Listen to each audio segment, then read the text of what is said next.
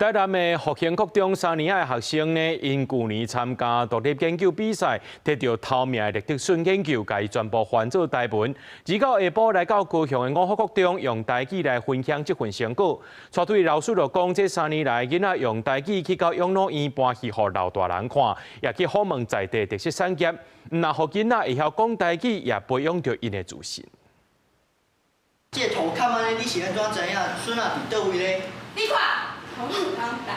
你是有孫啊？講的是台語，簡報頂懸寫的是台文。台南市復興國中這班3年的囡仔，去年用這套在地特產業的研究專題，摕到台南獨立研究比賽國中組的頭名。在完成會考了後，因也實現1年前甲平心的約束，來到高雄的5福國中，甲這個兩家歷史甲筍的特色甲發展困境，小解互更較儕人認捌。甲這個小朋友講，阮有去採訪，咱有去比賽。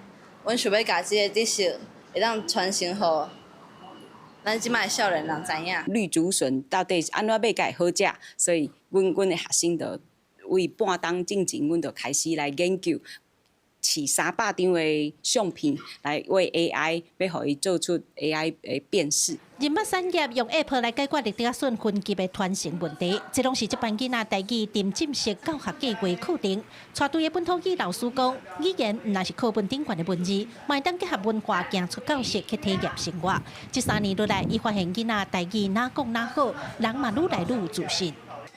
養老院的這個這的這個4大人搬去互因看就是對這3冬了後，我感覺因的台語攏真進步嘛對台語較袂去排斥。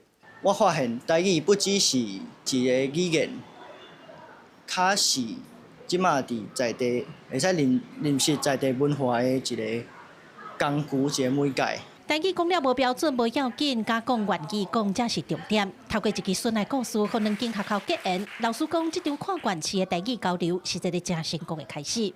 記者柯家族、柯兆陽、高雄場報道。